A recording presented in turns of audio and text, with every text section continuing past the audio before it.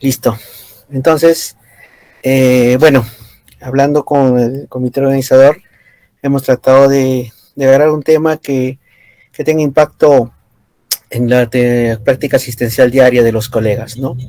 Que en realidad en obstetricia es uno de los grupos de hemorragia más difíciles de tratar y que hace algunos años incluso tenía un alto grado de mortalidad, lo cual se ha ido corrigiendo de manera muy eficaz actualmente en la región y en nuestro hospital regional, ¿no? Entonces el tema es el manejo integral de la hemorragia postparto y vamos a separarlo en tres ítems. Uno relacionado a la clave roja, que es lo que propicia o propone el MINSA, y el otro tema es la fisiopatología del shock, enfocado a la parte obstétrica, y como una parte final un pequeño caso clínico tomado como base de la exposición del doctor Mesa, que es un capacitador nacional de emergencias obstétricas. Entonces empezamos y vamos a hablar de lo que es la clave roja, o en otras literaturas conocido como el código rojo, ¿no? En obstetricia. Entonces recordemos que netamente nos vamos a orientar a lo que es la hemorragia posparto, ¿no? Por definición, sabemos que la hemorragia posparto es aquella pérdida sanguínea que se presenta más de 500 centímetros cúbicos por vía vaginal y más de 1 litro en el parto por cesárea, ¿no? Vamos a llamar también hemorragia posparto a cualquier condición clínica en la cual la pérdida sanguínea va a producir una inestabilidad hemodinámica, que vamos a comentar en qué consiste esto. Y hay que siempre entender que la estimación del sangrado, según la literatura y según manifiesta la FIGO, casi nunca es exacta. Al contrario, somos bastante inexactos en lo que podremos expresar y en lo que menciona la literatura. Entonces vamos a ver que tenemos que confiarnos mucho de la hemodinamia de la paciente. Como sabemos, en medicina bastante nos va a orientar más la clínica y los exámenes, las funciones vitales, más que los exámenes auxiliares, que muchas veces nos pueden confundir. Entonces, anteriormente se hablaba de la clave roja, y cuando incluso nos venían a supervisar, ¿qué hacíamos nosotros? Sacábamos el maletín, como seguramente hay en muchos establecimientos, y le decíamos, esa es la clave roja, ¿no? Con todos los elementos que ustedes pueden apreciar ahí. En los cuales, cuando nos supervisaban, nos decían, pero con esto no vamos a solucionar nada, no vamos a estabilizar al paciente. Y en el tiempo vimos que la clave roja no eran los insumos. Los insumos son siempre una parte de lo que tenemos que actuar. La clave roja en realidad es actuar en equipo y saber coordinar el trabajo. Algo de lo que comentaba el doctor Waldo en minutos antes de la exposición, ¿no? Algunas cosas que cambiaron en estos kits de clave roja fue que se ha agregado, por ejemplo, el ácido tranexámico, ¿no? Los trajes anti-shock, que algunos establecimientos o no los tienen o no los conocen, así como hay algunos que sí, pero habría que ver si lo saben usar, ¿no? Calentar las soluciones, que vamos a ver que hay soluciones balanceadas y no balanceadas, y el tema que es un poquito controversial y que seguramente será motivo de alguna pregunta, es el tema de usar los coloides, ¿no? Tanto los más conocidos, el Hemacel como la poligelina, y vamos a explicar por qué recomiendan suspender, ¿sí? Pero esto es en la parte teórica. Vamos a comentarlo en la fisiopatología, la hemodinamia, especialmente materna. Y los más conocidos que usamos en la parte de la hemorragia obstétrica, la oxitocina, el metergin y el misoprostol, pues que son medicamentos oxitóxicos, ¿no? Pero como les comentaba, lo que necesitamos es activar esta clave roja. Tenemos que saber si existe, cómo la vamos a activar y quiénes van a formar parte del equipo. Aún en la actualidad, en nuestro hospital regional, que es el Centro de Mayor Capacidad Resolutiva, tenemos dificultades para la clave roja. Por temas de recursos humanos, por temas administrativos, de flujos, que en el tiempo han ido mejorando, pero que aún falta optimizar. Entonces, no pretendamos que tal vez estas deficiencias también lo tengan en establecimientos periféricos. Y es de ahí importante la coordinación y ver cuál es el equipo y cómo va a desenvolverse este equipo, ¿no? Entonces, en la lámina ahí pueden ver que el equipo en un establecimiento 2.1 o 2.2 es médico ginecobstetra, anestesiólogo, intensivista, licenciado en obstetricia, en enfermería, técnico de enfermería, camillero, laboratorio clínico y transfusión sanguínea, sala de cirugía, cuidados intensivos, transporte. Es decir, cada uno cumple un rol importante. Aquí no hay quien cumple el mejor rol o nada. Pero eso sí, siempre va a haber dentro del equipo un organizador. Y es el que va a liderar el equipo de acuerdo a la patología en la que estamos, ¿no? Entonces, más o menos, ¿cómo se establece la organización del equipo? Uno va a estar dirigido a la cabeza de la paciente, ¿no? Otro en los brazos y otro que tiene que hacer las maniobras respectivas en la parte genital y netamente ginecológica, ¿no? ¿Cómo se divide esto? En la cabeza, esa parte del equipo va a chequear lo que es la vía aérea. A través de esto va a administrar oxigenoterapia con los distintos dispositivos que vamos a comunicar. Probablemente puede entrar incluso a una unidad de trauma shock en muchas circunstancias. Va a vigilar el estado de conciencia y va a tomar el tiempo y registro de todos los sucesos que se den, ¿no? Los que van a estar cerca de los brazos son los encargados de tomar el pulso y la presión arterial, funciones importantísimas dentro de la hemodinamia materna. Va a canalizar 2 vías de grueso calibre, como veremos, realizar las pruebas de laboratorio, va a reponer las pérdidas de acuerdo obviamente a la indicación del coordinador y utilizar los fármacos que iremos describiendo de acuerdo a la patología que estamos comentando, que es la hemorragia posparto, ¿no? Y en el útero, aparte obviamente de la persona que por la patología debería ser el ginecobstetra, en el hospital y en los establecimientos periféricos, probablemente el médico general, ¿no? Debería de ser idealmente.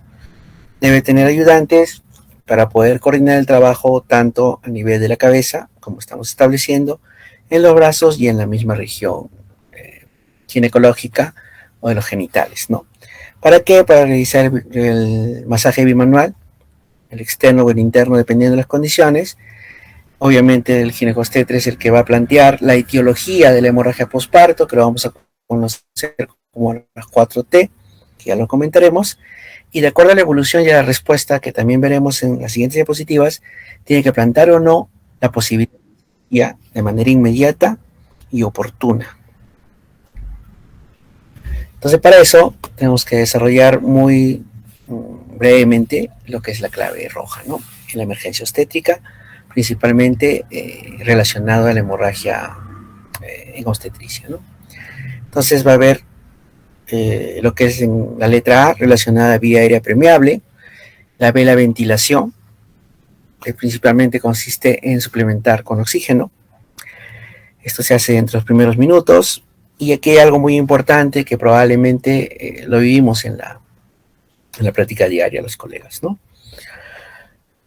Cuando nosotros indicamos el oxígeno, que ha habido bastante controversia en los últimos años, pero que en la actualidad se ha visto que sí ayuda, especialmente cuando hay una taquimia en la paciente, a que mejore este recambio tisular por la falta de oxígeno. Normalmente utilizamos cánula binasal, pero ustedes pueden apreciar en la imagen que esto se debe usar solamente de 2 a 4 litros, ¿sí? en un máximo.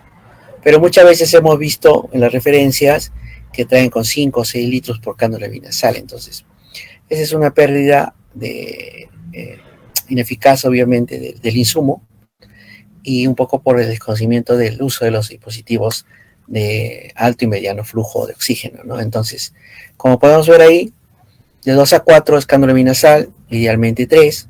¿Sí? Si vamos a usar más de 3 a 5, ya debería ser a través de máscara de Venturi.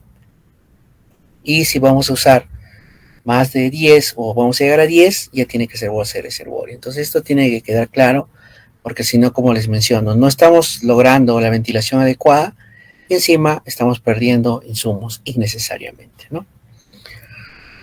Lo otro es controlar el sangrado. Y el controlar el sangrado prácticamente va a ser el arte del manejo de la hemorragia posparto.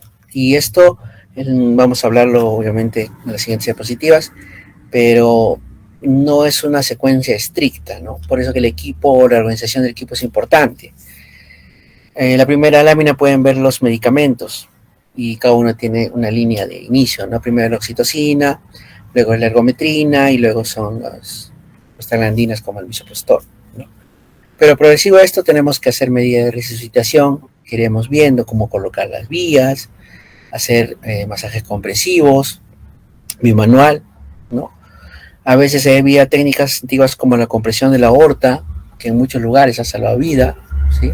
Establecimientos periféricos podrían ser una alternativa, solo una alternativa, no es que eso sea la solución definitiva y dependiendo de la patología.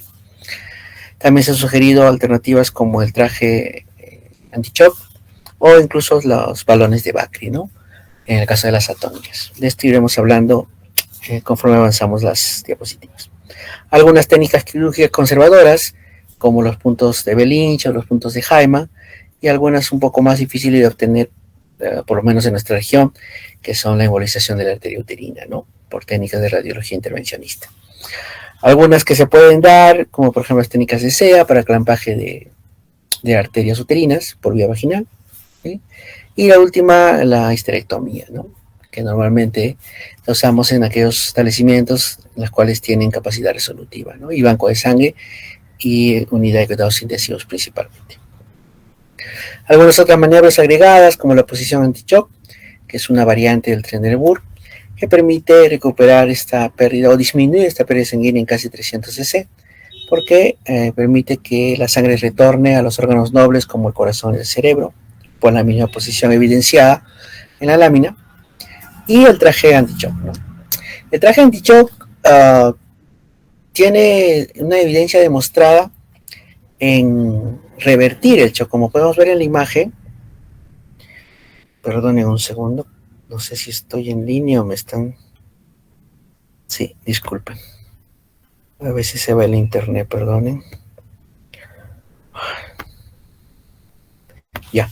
Entonces, el traje anti-shock, su función personal es revertir el shock. Como ustedes pueden ver aquí, se da el shock y la mayor cantidad de sangre se va a los miembros inferiores, ¿no? Entonces, cuando se usa el traje anti-shock, lo que se hace es revertir el shock y se lleva mayor cantidad de sangre hacia los órganos nobles como el corazón, el cerebro y los pulmones. Obviamente, esto es una ayuda, esto no es la solución del cuadro quirúrgico, el cuadro de hemorragia postparto. Es una ayuda, es una alternativa, tal vez para el transporte de la paciente, ¿sí? Pero no es la solución. Entonces, el traje anti-shock es una buena alternativa, hay que saber usarlo, porque si no estamos entrenados en eso, tal vez no nos vaya a servir. Entonces, si bien ha ido apareciendo muchas alternativas como esta, como la bolsa o el balón de Bakri, lo primero es que hay que estar entrenado en estas alternativas. Caso contrario, no vamos a poder obtener su beneficio. Y recordemos que solamente ayudan al manejo, no son el tratamiento definitivo. Son coadyuvantes que tenemos que saber utilizarlos de acuerdo a la condición. El acceso venoso es vital. Tenemos muchos problemas, habrán visto los colegas en las referencias, que el personal no médico pues se entrega y se reclama sobre las vías, porque en realidad a veces cuando el paciente está chocado es muy difícil encontrar la vía periférica, porque el sistema venoso ya colapsó. Y aún más en una posición pues adecuada, que normalmente son las venas antebraquiales cubitales o medianas cubitales, ¿no? Pero a veces ya la colocan en la mediana o incluso en la radial o en el dorso de la mano. Entonces, eso es importante considerar y lo vamos a ver en el manejo del shock propiamente, porque vamos a ver que es importante reconocer cuando un paciente se está chocando, pero no cuando ya cayó la presión arterial, sino por la frecuencia cardíaca, como ya veremos en líneas en diapositivas posteriores. Ahí mismo, antes de asegurar la vía, se hace la obtención de la muestra.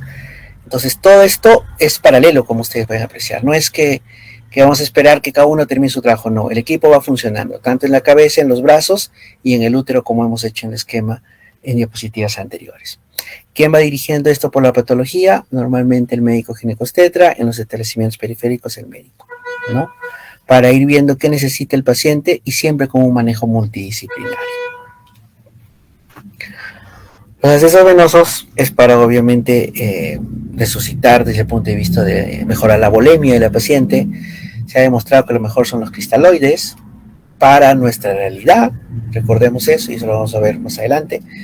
De preferencia deben pasar por vía periférica a temperaturas mayores para evitar la hipotermia, que es uno de los fenómenos que conocemos ya muchos que incluyen el triángulo de la muerte, ¿no? La hipotermia, la hipotensión y la acidosis. Entonces, eso debemos evitar. Acá hay un tema también bastante controversial que de repente a varios colegas va a ser motivo de pregunta, y es que antes, me incluyo, cuando hablábamos sobre las guías, fácilmente les decíamos a los colegas, cuando tengan un shock, póngale 1, 2, 3 litros. No pasa nada, y la paciente va a llegar mejor y no va a ser insuficiencia renal y va a llegar. Esto en el tema netamente académico ha cambiado mucho, porque no hay ninguna sociedad ni ninguna investigación seria que recomiende ya usar la resucitación con cristaloides con tanto volumen. Ahora lo que se usa son los bolos, entre 300 a 500 cc y reevaluar en los próximos 2 a 5 minutos. Eso es lo correcto, incluso aún en establecimientos periféricos, ¿sí? Sé que es un poco difícil y que en la práctica no se cumple. Tal vez lo podemos revisar más adelante viendo la parte de la hemodinamia y con las preguntas que seguramente se generará, porque es un tema, bueno, de la práctica diaria en los colegas que están en el tema de obstetricia y aún más nosotros como ginecólogos de la especialidad. Pero eso es lo que recomienda no solamente el MINSA, sino en protocolos internacionales. Entonces, pasamos nuestro bolo, ¿no? Y tenemos que evaluar la respuesta con 300 a 500 cc de cristaloides, que lo que tenemos a la mano es pues el suero fisiológico, ¿no? El cloruro de sodio. Entonces, si hay una respuesta, puede haber 3 respuestas: rápida, transitoria y no respuesta.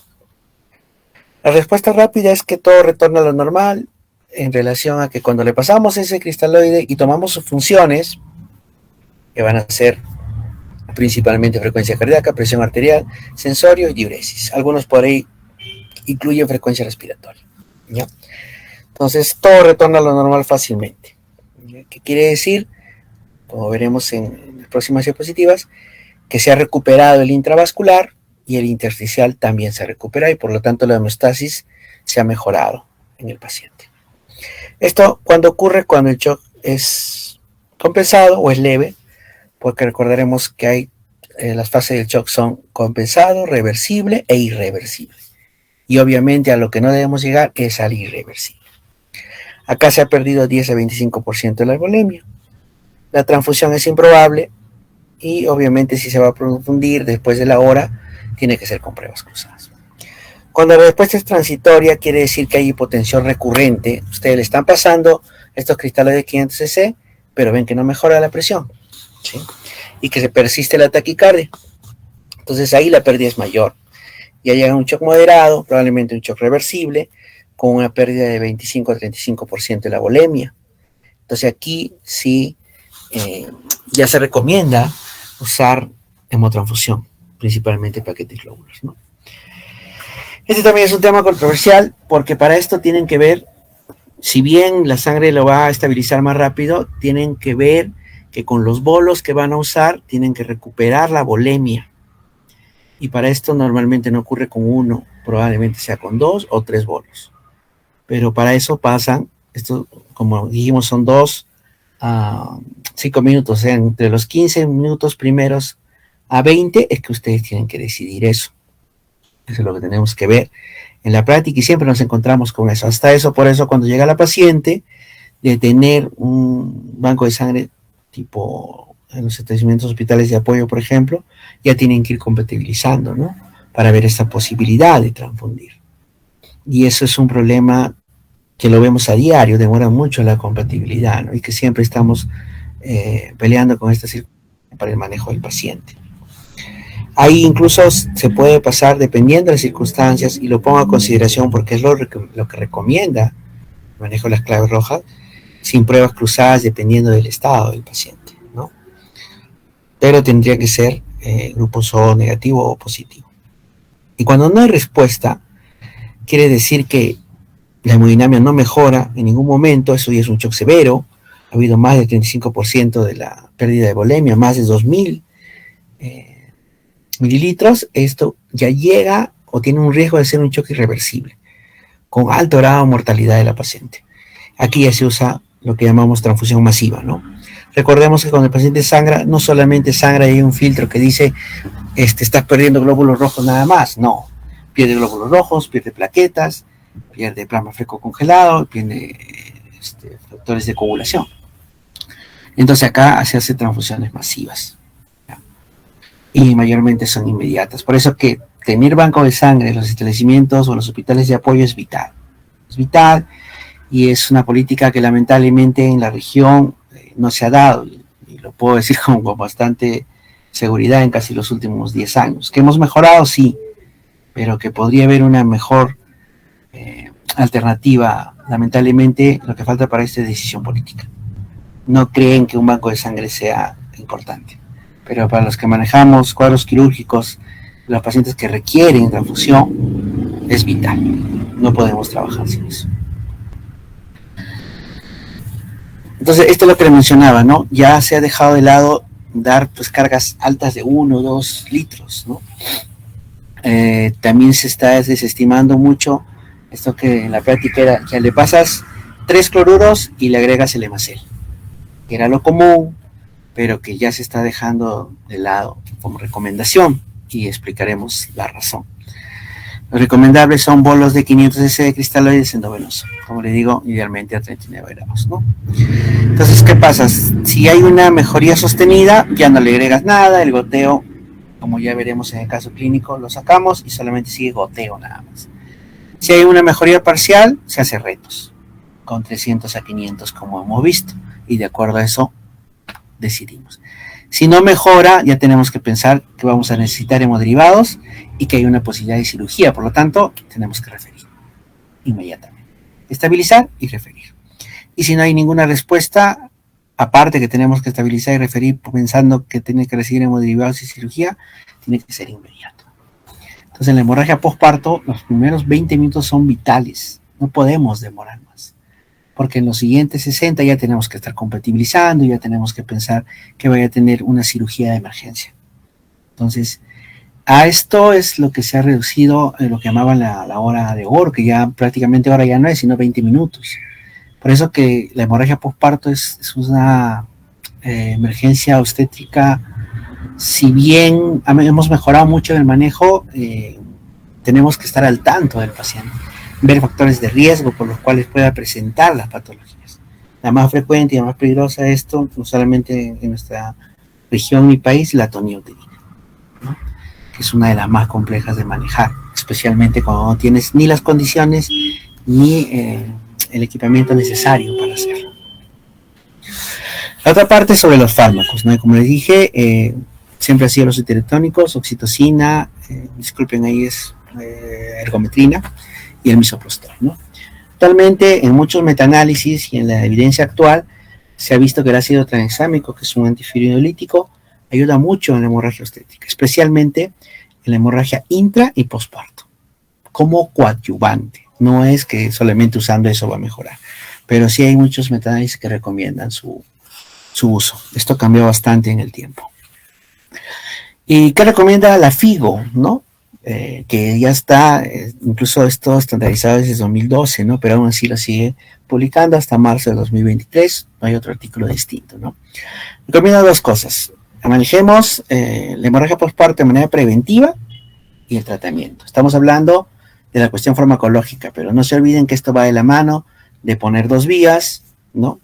2 vías con catéteres, obviamente, de calibre grueso, mínimo 16 o 18, de evacuar la vejiga, poner sonda para manejar al paciente, y de hacer las maniobras de extracción digital de coágulos que veremos, compresión abdominal externa y exploración de cavidad vaginal.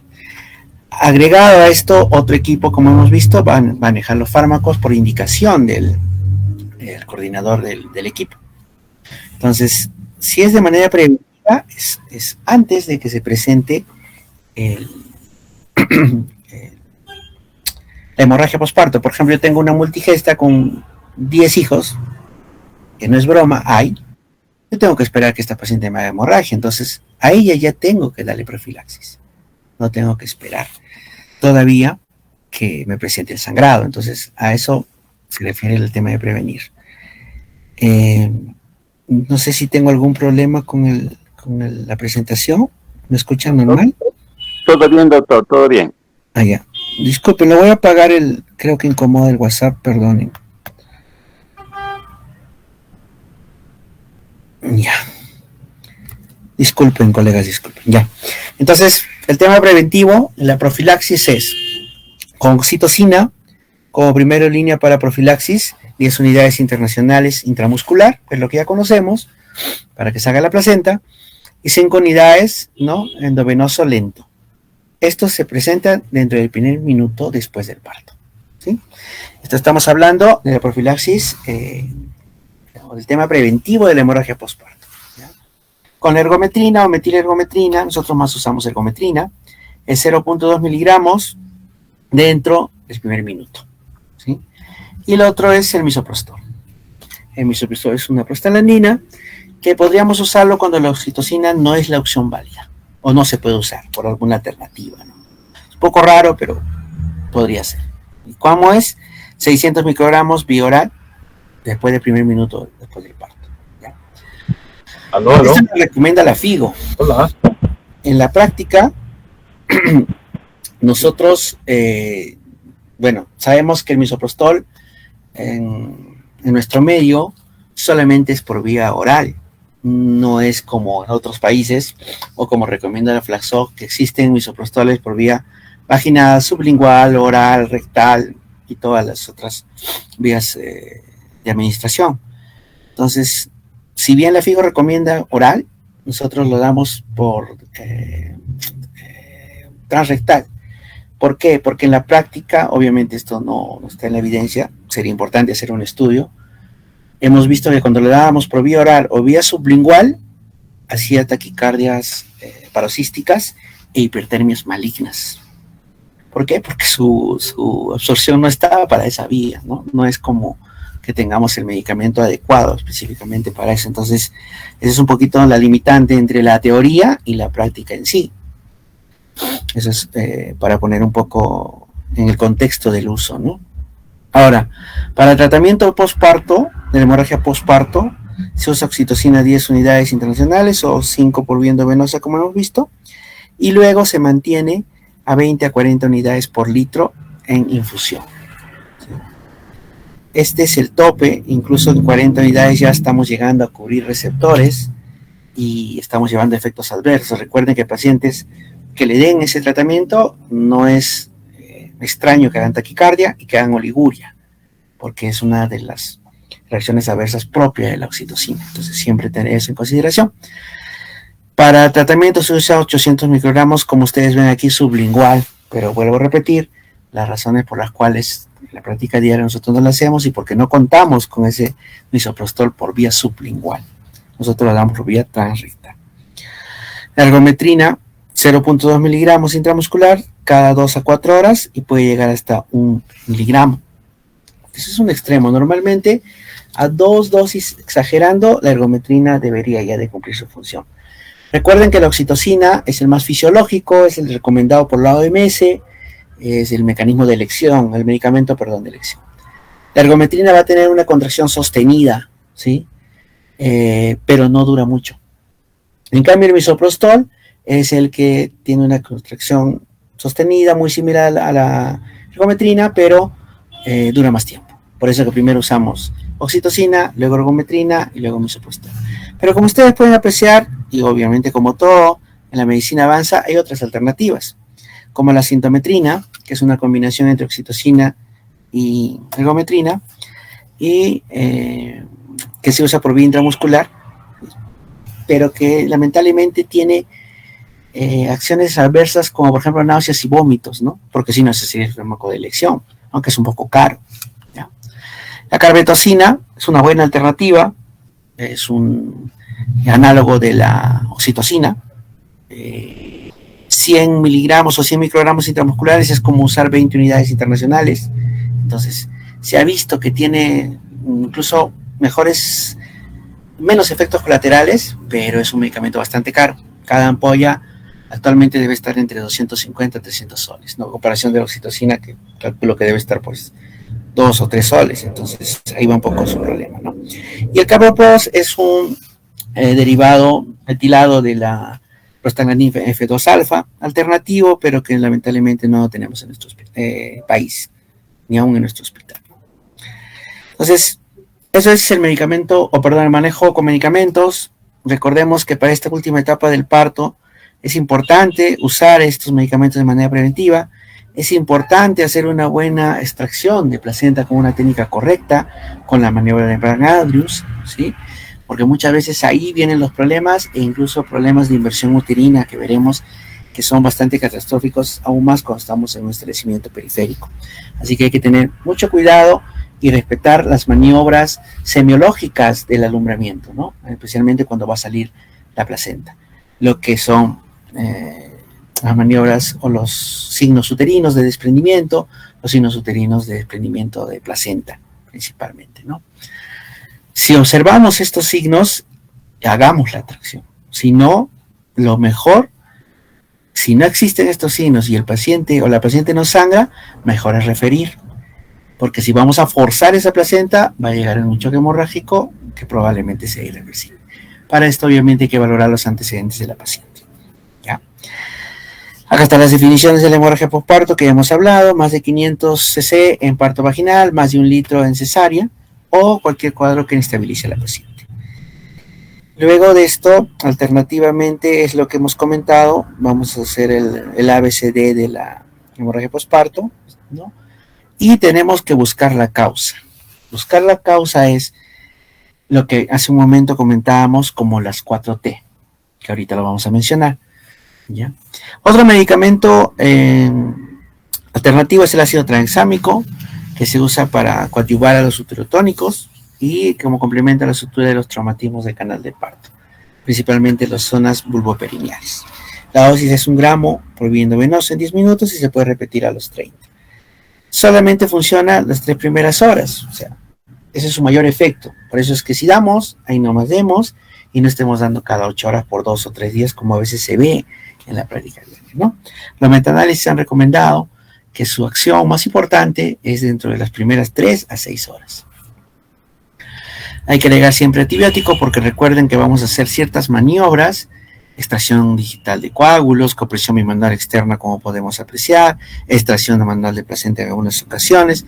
En lugares donde estén entrenados y tengan el equipo la colocación para el balón de Bakri, lo pueden usar y lo correcto sería hacer antibiótico profilaxis. Con medicamentos básicos, recordemos que antes se usaba ampicilina, gentamicina, con el respeto de todos los colegas, ¿no?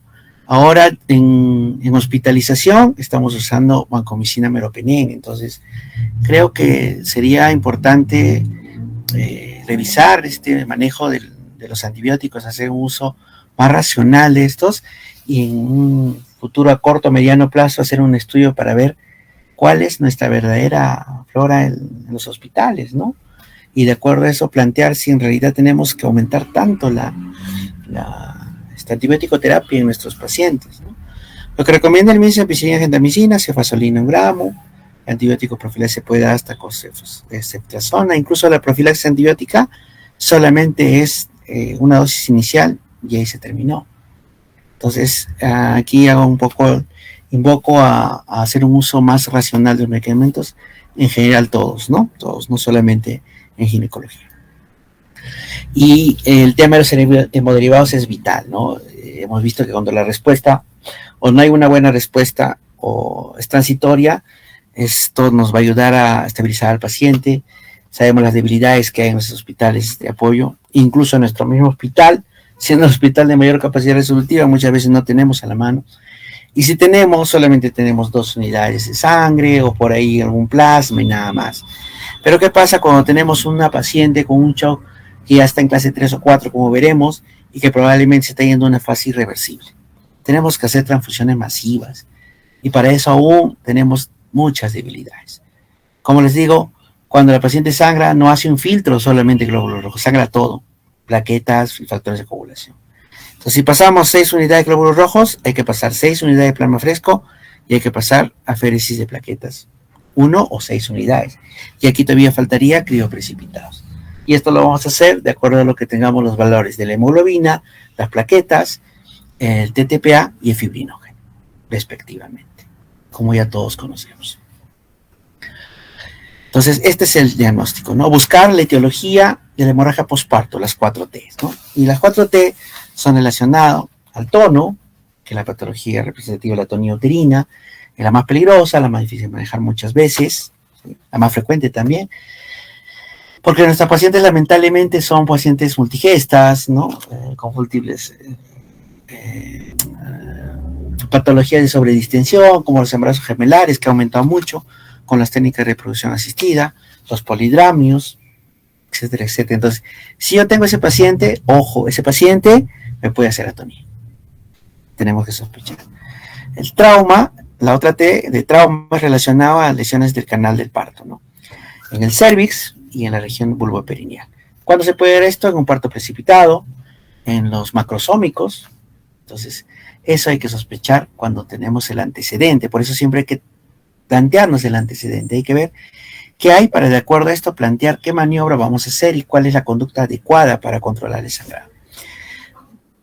En la cuestión del tejido es relacionada a que en la cavidad quede, ¿no? Restos principalmente, o a veces una retención placentaria, ¿no? Y la otra más infrecuente, pero podría darse el caso, es la última T de trombina, alteraciones de coagulación, ¿no? Para esto siempre es importante pedir el perfil de coagulación, ¿no? El TTPA, el TTP y fibrinógeno principalmente, ¿no? La otra es evitar la hipotermia, como ya habíamos comentado, tanto en los partos como en los partos por cesárea, porque esto, pues, la hipotermia forma parte de ese triángulo de muerte ya que habíamos mencionado, y también tenemos que controlar. Entonces, en la primera parte, o en la primera diapositiva, hablamos que muchas veces las estimaciones de la pérdida de sangrado no son correctas, y que no sabemos calcular bien. Entonces, ya desde el 2006, el British Journal de Ginecología y Obstetricia definió más o menos cómo podemos calcular la cantidad de sangrado, ¿no? Y establecía que las gasas 10x10 cuando están empapadas, por ejemplo, encuentran 60 mililitros. Las compresas de 30x30 son 140, de los dressing son 1000, ¿no? Gramos que contienen 1000 mililitros de sangre, que si ustedes ven unas sábanas de la camilla con abundante sangre, debe ser 1000, y si esto se derrama al suelo, ¿no? Un diámetro importante, como de 1 metro, debe ser más de 1500. ¿Qué ocurre? Lo que permanentemente estamos en contacto con pacientes obstétricas y estamos en contacto con hemorragia obstétrica, eso ocurre, no es tan difícil de ver, sea en sala de partos o en cesárea, ¿sí? Entonces, esto nos va a ayudar un poco más a calcular, pero recordemos que lo que manda es la clínica. Y ahora lo vamos a ver. Entonces, este es un pequeño resumen, ¿no? En la hemorragia posparto, ¿no? El médico que tiene que hacer el diagnóstico de los 4TS, masaje uterino, el manejo médico con los medicamentos que hemos comentado, alternativamente el balón hidrostático, el traje anti-shock, las suturas hemostáticas, que puede ser una alternativa durante el acto quirúrgico, como los puntos de Lynch, puntos de Hyman, y hay en casos ya de solución definitiva, no manejo definitivo quirúrgico, histerectomía o control de daños, dependiendo. Y para esto necesitamos definitivamente, y eso tiene que quedar claro, que tiene que ser un manejo multidisciplinario. Acá también tiene que participar el anestesiólogo y los médicos de UCI, los intensivistas, ¿no? Ellos son importantes tanto para el manejo pre, intra y postoperatorio. Sin ellos, toda actividad quirúrgica que hagamos, especialmente las definitivas, no va a tener éxito. Y eso tenemos que meternos a la cabeza, que si en el equipo alguien no va bien, todo el equipo va a fallar. Y esto no solamente pasa en un hospital de capacidad resolutiva como el nuestro, sino también en nuestros hospitales de apoyo o en las cabeceras de redes o microredes. Y eso es lo que se debería trabajar. Esa es la tendencia actual para poder evitar estas complicaciones por hemorragia, ¿no? En este caso, hemorragia posparto. Entonces, ¿qué pasa cuando ya se da todo el escenario, especialmente en el parto, que probablemente ustedes lo van a ver más, ¿no? Nosotros más tal vez lo vemos en la parte ya de la cesárea, que es otro tipo de manejo. Se produce la hemorragia, le llama el personal de obstetricia, tiene que ir el médico a evaluar. Entonces, ¿qué tenemos que evaluar lo primero? Lo primero, funciones. Y de acuerdo a esto, establecer si es que la paciente está en shock o no, para poder hacer nuestros 2 accesos venosos y colocar nuestra sonda Foley para medir diuresis y ver cómo va el sensorio de la paciente. Eso es lo más importante. Y a esto agréguenle frecuencia respiratoria. Entonces evalúo el útero y veo si el útero está contraído. Si el útero está contraído, procedo a extraer coágulos, extracción digital de coágulos, y si sigue sangrando ya procedería a revisar cavidad. En caso que no esté contraído, extraigo coágulos y lo que se tiene que hacer es o compresión bimanual por encima, ¿no? Externa, o la mixta, como esta que pueden apreciar aquí. Se comprime el útero por vía vaginal y por el abdomen, pero previa evacuación vesical. Por eso que para esto ya nosotros tenemos que evacuar la vejiga, si no podemos dañarla. Entonces, con eso, ¿qué estaríamos tratando? La atonía uterina, que es lo más importante. Si con eso disminuye el sangrado, ya para eso tenemos que ir pasando nuestras 2 vías, con cristaloides, con los bolos que hemos comentado, tomar monitoreo de sus funciones vitales, sensorio y diuresis. ¿Sí? Si persiste el sangrado, tenemos que pensar que la lesión ya no es por la T de atonía, sino probablemente de trauma, ¿no? O se ha lesionado el canal del parto o el cuello. ¿Sí? Acá podemos apreciar la zona vulvar, la uretra, y este es el cuello. Así se aprecia cuando lo extraemos con las pinzas Fester. Y cuando hay un defecto, como este de aquí, se sutura, ¿no? ¿Cómo se evalúa? Con las valvas, una abajo, y se pueden poner valvas a los laterales para ir, obviamente, inclinando el cuello para uno y otro lado, para verificar si es que hay o no un sangrado, y de acuerdo a esto es la rafía. Si es que de ahí viene el sangrado, o si el sangrado viene de las partes, de las paredes, de la zona vulvoperineal, ¿sí? Entonces, esa es la otra T, de trauma. Para esto siempre hay que ver los antecedentes, como vuelvo a mencionar, es importante. Y si no, y persiste el sangrado, ¿qué tenemos que hacer? Una revisión de cavidad instrumentada, es decir, un legrado, ¿sí? Paralelo a esto, ya se supone que hemos ido recuperando la volemia, hemos usado oxitocina, ergometrina, y estaríamos en el proceso del misoprostol, dependiendo de cómo se estabiliza el paciente o no. Por eso que esto es en los primeros 20 minutos. Hay que ser bastante eficaces en ese sentido, ¿sí? Y la última T es de la alteración de coagulación, que no es bastante frecuente, te diré que casi nunca la he visto, ¿sí? Y si es, no ocasiona un sangrado tan importante. Pero manejar estos test del tono uterino, del trauma y de la retención de tejidos es lo que nos va a garantizar estabilizar al paciente. Y es lo más difícil, ¿ya? Entonces, a esto le decía una lámina anterior, de que estábamos hablando de lo que había publicado Figo para el manejo. Por ejemplo, la atonía uterina, aparte de las maniobras, utilizar, ya como habíamos comentado, ¿no? Los uterotónicos, primero oxitocina, ergometrina y misoprostol. Acá ponen como alternativa el Carbopos, que no tenemos el Carbopos. Para retención placentaria, ¿sí? Aquí lo que se tiene que hacer es intentar remover, siempre y cuando se tenga la experiencia para esto y haya un sangrado persistente. Pero si hay una retención placentaria y no hay sangrado, ojo, piénsenlo bien, no hagan una maniobra que sea innecesaria. Mejor es que llegue la paciente con su placenta ahí bien adherida, a que llegue con un choque hemorrágico irreversible por haber intentado sacar la placenta, o que llegue como una inversión uterina, que lo vamos a ver en la siguiente lámina. Entonces, eso hay que observar bien, y una vez que ya se retiró, ya se puede usar los uterotónicos, obviamente, cuando ya se retira la placenta, ¿no? Si no hay la capacidad para esto, mejor es transferir a un lugar donde se pueda realizar el legrado, ¿ya? Si se presenta la inversión uterina, que lo vamos a ver, se tiene que intentar regresar inmediatamente el útero. Y luego de regresar, recién se usan los uterotónicos, no antes, ¿sí? Sino referir a un lugar de capacidad resolutiva donde tenga, obviamente, banco de sangre y UCI. Y si hay laceraciones en cervix o en vagina, se pueden solucionar, ¿sí? Si no, referir, obviamente, a un centro, ¿no? Ahora, muchas veces ha ocurrido, y creo que justamente estas reuniones son para conversar estos temas, y aún más entre colegas, con la confianza del caso. Muchas veces han referido a pacientes con hemorragia posparto con tapones. La única condición para referir a una paciente y ponerle un tapón sería una laceración de cervix o vulvoperineal que esté en los fondos de saco laterales, que sea de difícil acceso, que obviamente un poco por la pericia y por no contar con el instrumental adecuado no lo puedan suturar. Sería la única alternativa para poner un tapón a ese nivel y obviamente parar un poco el sangrado. Pero no tiene sentido poner tapón para la atonía uterina. Imposible, pero ha llegado casos así. Lo que podrían usar es el balón de Buckley si están entrenados en eso y puede ayudar muchísimo. Pero si están entrenados y lo tienen, a veces implementar uno con una sonda normal, una sonda Rush, como que no es muy correcto. Pero si estuvieran en un lugar lejano, bueno, todo vale la pena, ¿no? Incluso el método SEA, que algunos han visto que es Camplar con las pinzas Fester, las arterias uterinas por vía vaginal, y eso también disminuye bastante el sangrado.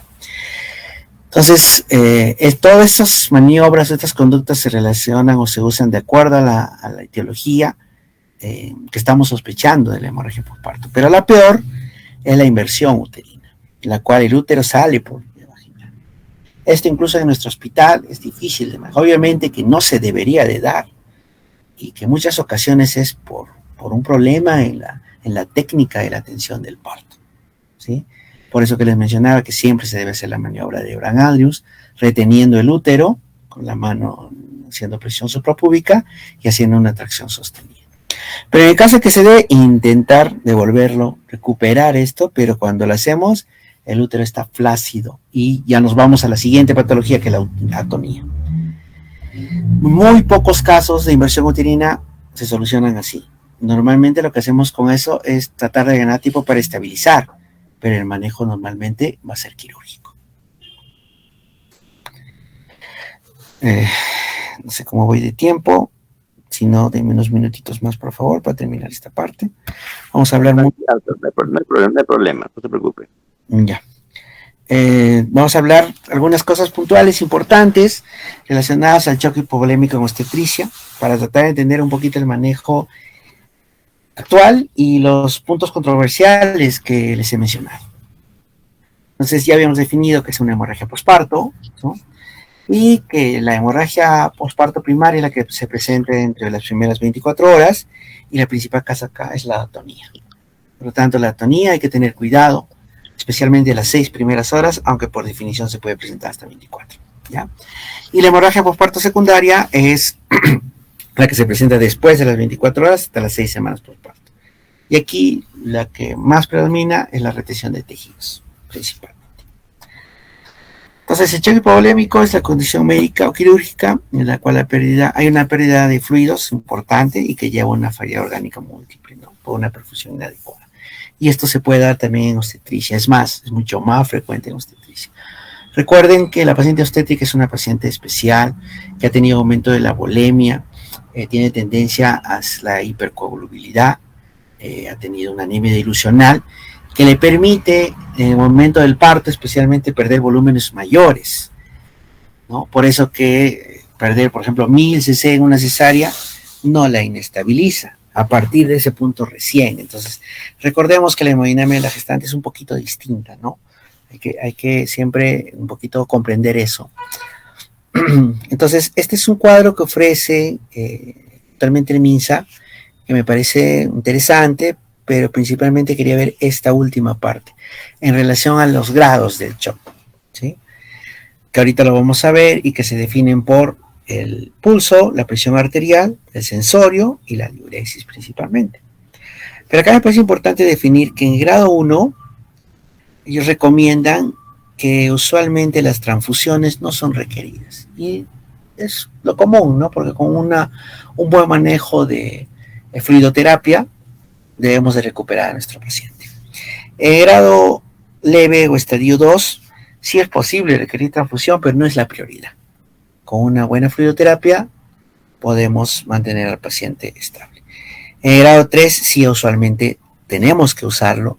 No va a mejorar la condición de la hemodinamia, especialmente la frecuencia cardíaca. Siempre va a tener tendencia a la taquicardia. Tal vez puede mejorar la presión.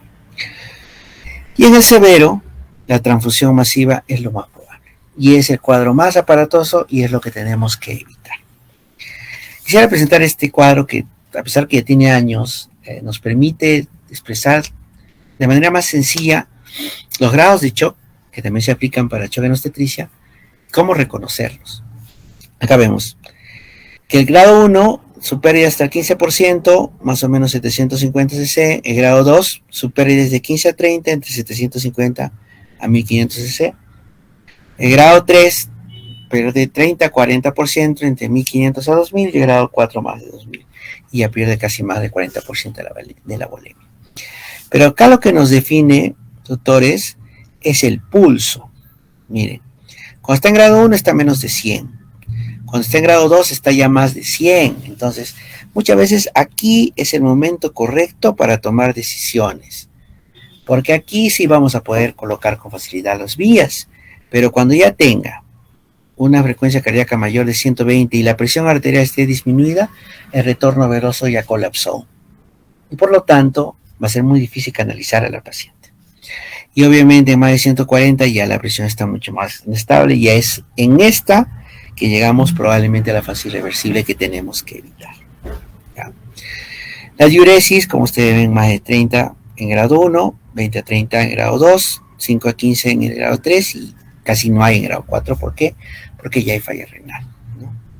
El estado mental, ligeramente ansioso, medianamente ansioso y confuso y letárgico. Entonces, esa va a ser la manera más fácil de poder evaluar la hemodinamia y no confiarnos muchas veces del sangrado, porque a veces, con el debido respeto del personal no médico, a veces le trae y dice, no, doctor, ha sangrado 200 cc nada más en el parto.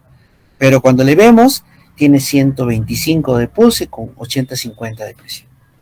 Entonces, es imposible creerle que haya sangrado 250 en el parto, o está sangrando, pues, en cavidad. Entonces, siempre hay que confiarnos más de la hemodinamia.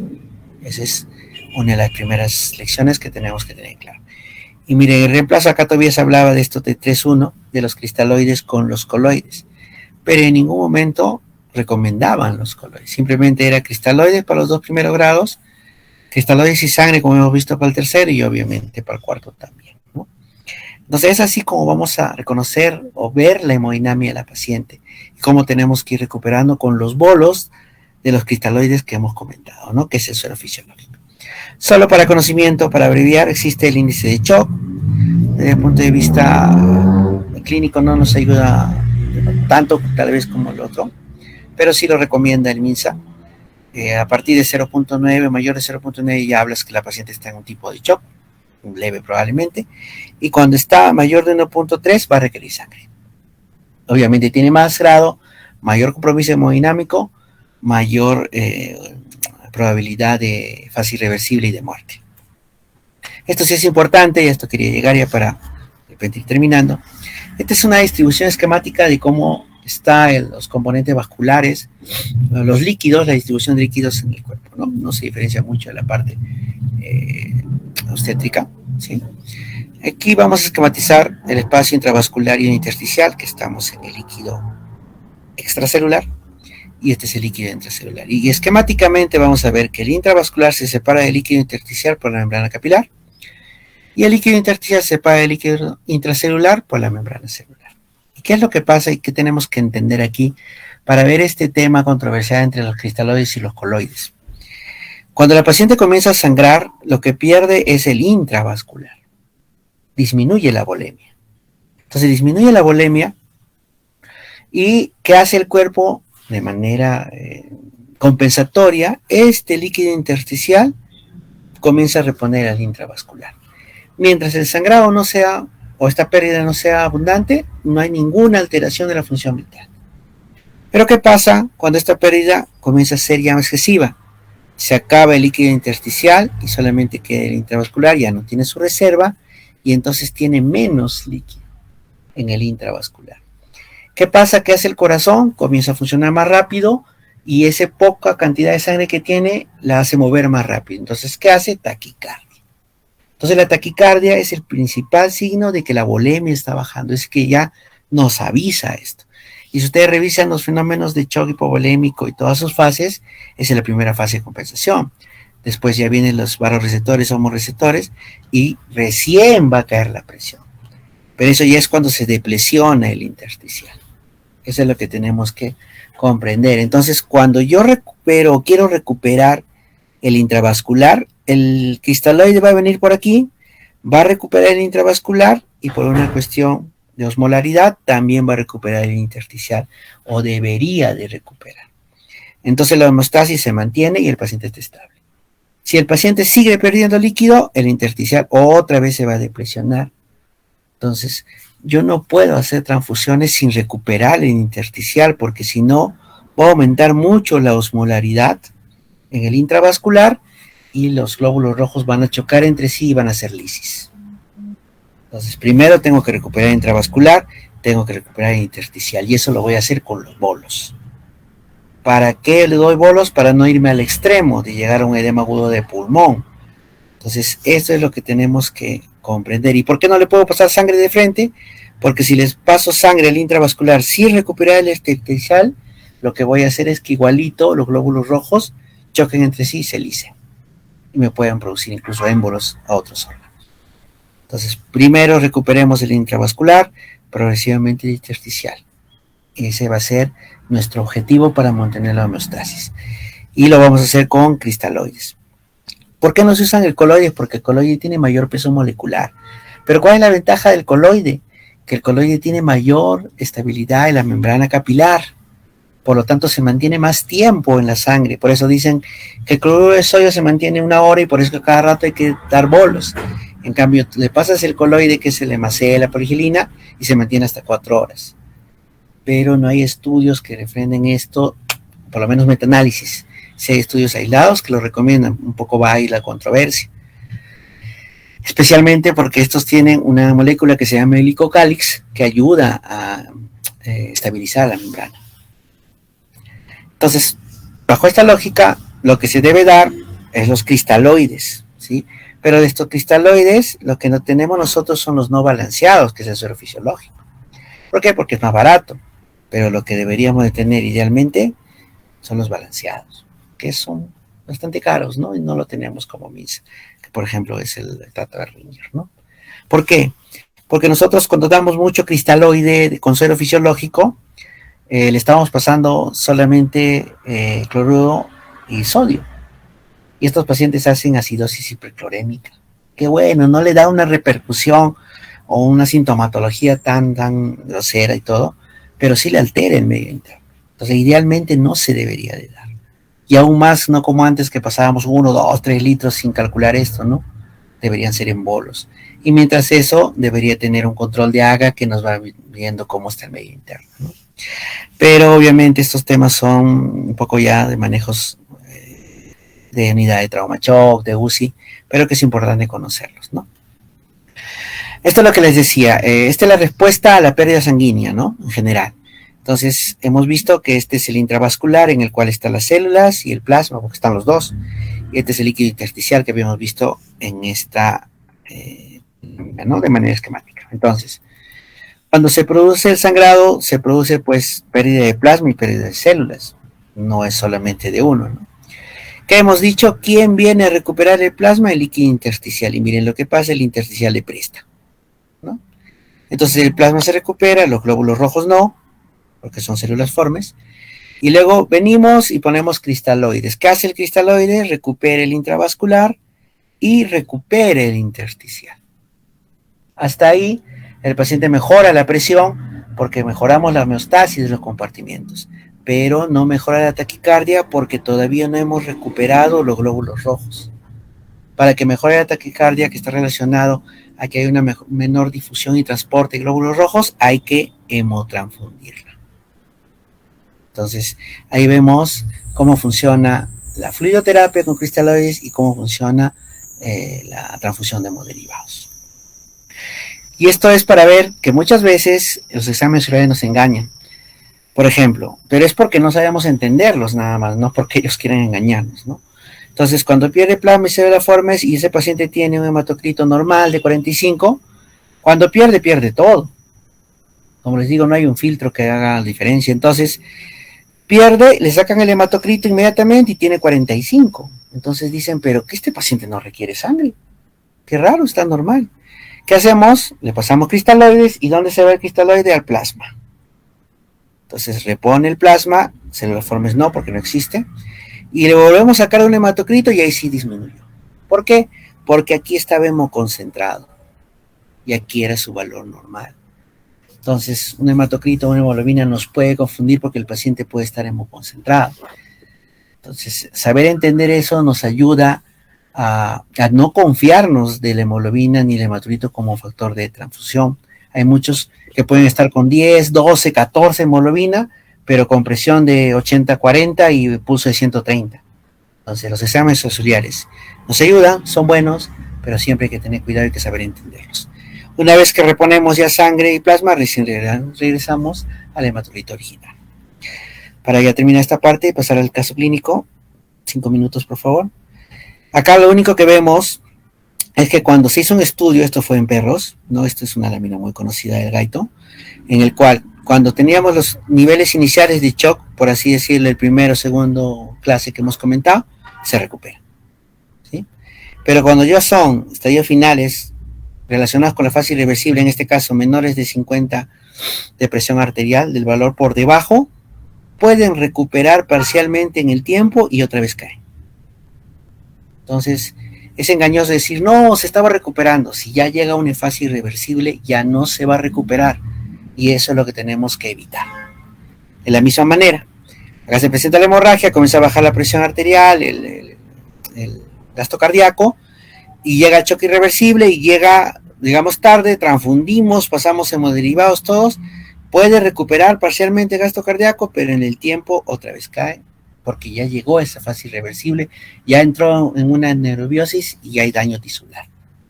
Ya no hay nada que hacer por la hipoperfusión. Entonces eso tenemos que tenerlo claro. Y solamente este pequeño detalle ya para entrar al caso clínico, donde se especifica, según las guías, por ejemplo, la maternidad de 2008 de hemoterapia, que el volumen, por ejemplo, en una mujer, la volemia que tiene se calcula entre una constante que es 65 por el peso. ¿Ya? Esto es importante para resolver el siguiente caso.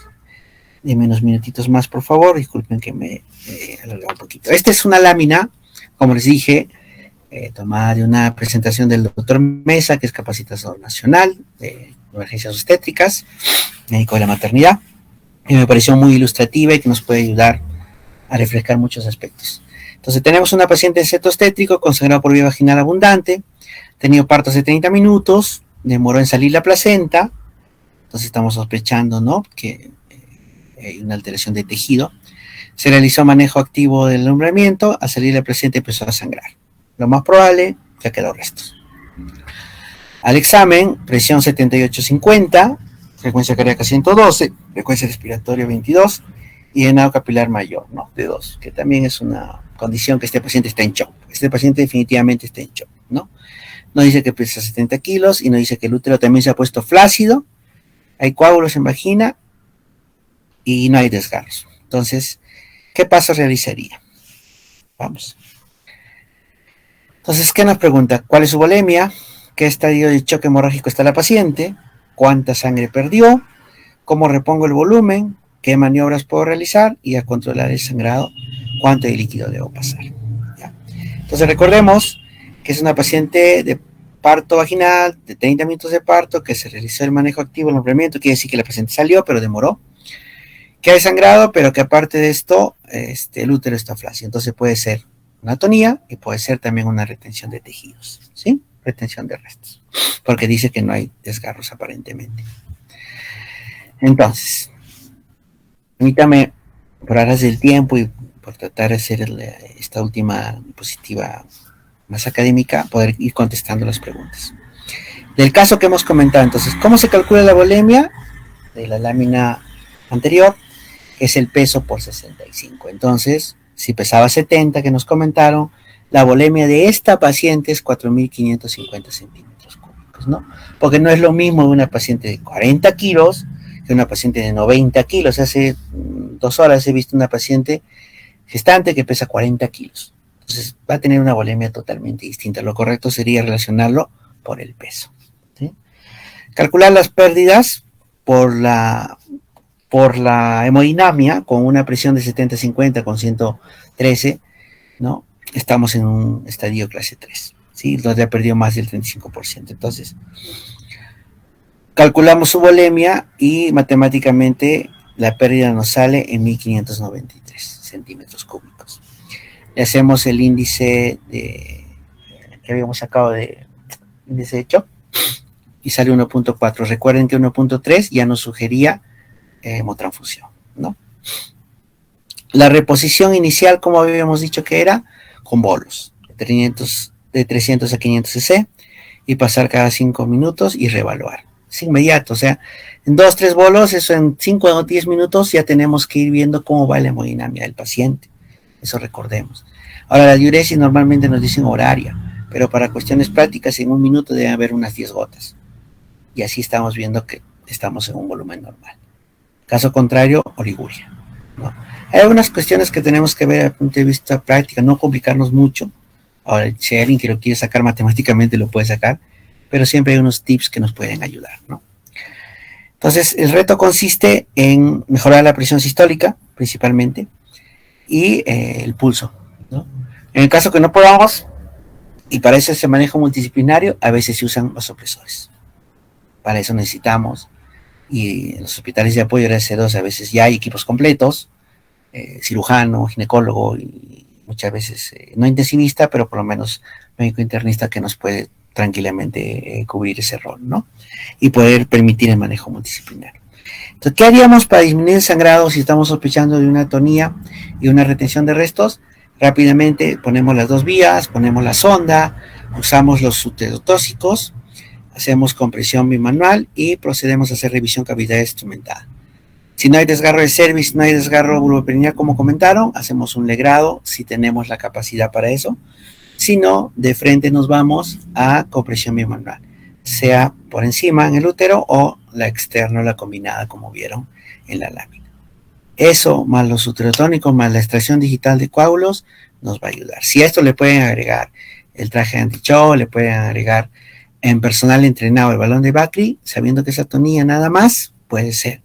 Pero si todavía no han hecho la retención, si tuvieran retención de restos y no han hecho el legrado, el cuadro va a empeorar más.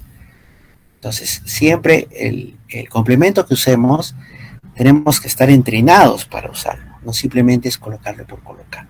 Entonces, eso hay que recordar, ¿ya? Me imagino que eso resolveremos en las preguntas. Y el mantenimiento es pasar 3 veces lo que se perdió. Entonces, si se perdió 1593, ¿no? Que fueron 4779, lo pueden revisar con calma después las diapositivas. Y en el reto le hemos pasado 4 retos, o sea, le hemos pasado 2000. Hacemos la diferencia, que sería 4779 menos 2000, 2779, ¿no? Eso se divide entre 3 y el número de horas, que en este caso sería 72, y para este ejercicio sería 39 gotas, ¿no?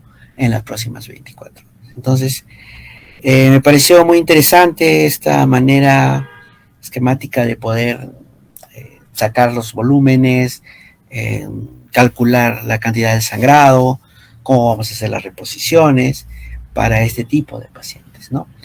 En la práctica, todo esto es inmediato, a veces no nos da tiempo de tener pues una calculadora a la mano, ¿no? Por eso que el equipo siempre debe ya de hacer simulaciones de qué harían ante una hemorragia posparto.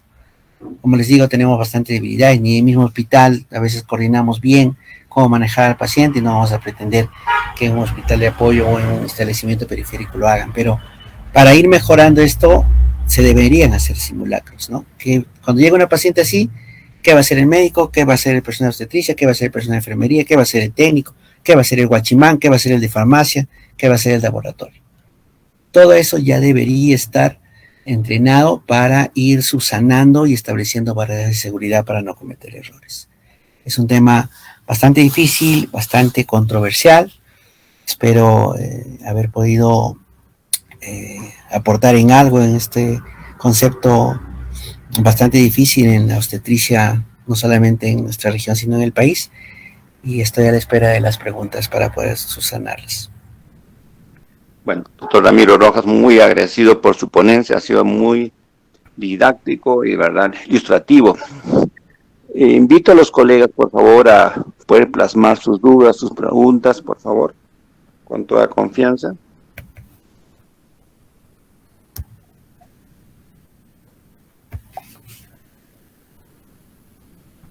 Mientras algún colega se anime,